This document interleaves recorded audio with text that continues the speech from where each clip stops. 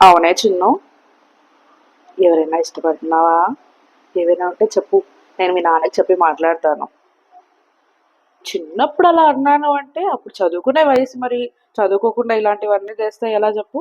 ఇప్పుడంటే మీరు పెద్ద అయిపోయారు కదా, నువ్వు చదువుకుంటున్నావు, ఉద్యోగం చేస్తున్నావు, నీకు ఏది తప్పు ఏది ఒప్పు అనేది నీకు తెలుసు కదమ్మా.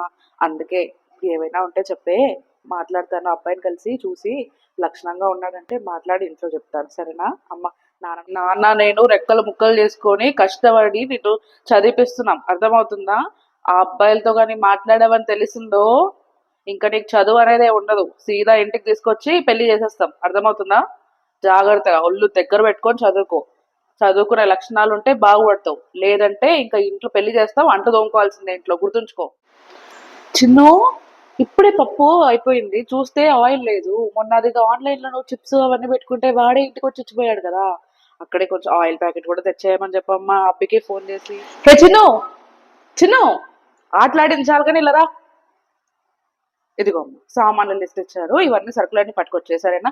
ఏది మర్చిపోకు, మర్చిపోతే మళ్ళీ తీసుకొని రమ్మంటాను, అర్థమైందా? వెళ్ళు, ఫాస్ట్ గా వెళ్ళు, మళ్ళీ కొట్టు మూసేస్తారు, వెళ్ళు వెళ్ళు. వద్దులే అమ్మా, నువ్వు జాబ్లు అంటూ మమ్మల్ని అందరినీ వదిలేసి ఇక్కడ హైదరాబాద్కి వచ్చి ఉంటున్నావు. ఏంటో ఏం వండుకుంటున్నావో ఏం చేసుకుంటున్నావో అర్థం కాలేదు. నేనున్న 4 రోజులైనా నన్ను పనులు చేసి పెట్టి నువ్వు ప్రశాంతంగా ఉండు. ఎలాగో నేను వెళ్ళిపోతే నీకు తప్పదు కదా. నువ్వే సామాన్లు గడగకు, ఏ వంట చేయకు, నేను చేస్తావు. ఇదిగో, మీ నాన్న నేను ఫంక్షన్కి వెళ్ళేసి వస్తాము, వచ్చే లోపు ఇంట్లో సామాన్లన్నీ కడిగేసి వంట చేసి ఉంచాను, తినేసేయి, అలాగే అర్థం.